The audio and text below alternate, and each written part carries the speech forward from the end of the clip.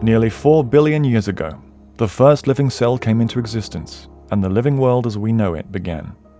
Since then, evolution has brought about millions of complex life forms that make up our stunningly rich and diverse world. To help understand the broad picture of evolution and how all creatures came into existence, we can use the visual metaphor called the Tree of Life. The Tree of Life is a journey through time, and through the emergence of all species that have ever existed. Human beings are just a very small part of a very small branch on the Tree of Life. Where the trunk meets the ground represents the moment at which life began.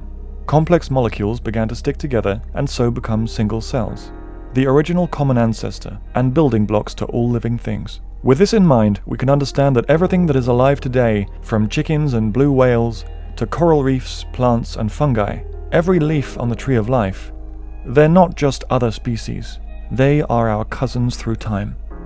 That's why our entire life relies on the natural world, from what we eat and drink to advances in science and medicine. The Tree of Life is effectively a storehouse of potential benefits to humanity. Protecting it ensures we can preserve these benefits into the future. But much of the tree is in danger, and conservation is key to maintaining our biodiverse world.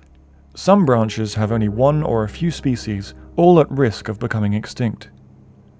These are edge species, meaning they're evolutionarily distinct and globally endangered. They have no close relatives, or very few, and represent billions of years of unique evolution now at risk of being lost forever. Edge species are distinct in the way they look and behave, making them a truly unique and irreplaceable part of nature. The most exposure and funding go to the classics like elephants, rhinos, and pandas. They are immediately recognizable, and we know about them from a young age. But many more are not well known. Only 1 in 10 of all edge species are getting the conservation attention they need. If they go extinct, we'll lose that entire branch of the Tree of Life because there is nothing else like them in the world.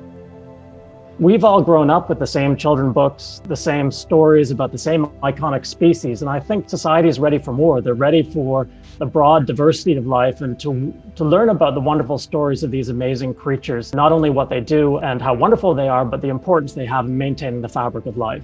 On the Edge Conservation, alongside our partners, grantees and other conservationists, use Edge priority lists to identify and raise awareness of those distinctive species that urgently need our help. By conserving our evolutionary heritage, we're actually conserving all of the different features of species, all these edge species, all of the variety of life that they represent, the resources they provide now, but also this promise of future benefits to humanity and our responsibility to future generations. We fund conservation where it's needed most in order to combat the loss of global biodiversity across the Tree of Life and give endangered creatures a chance at thriving once again.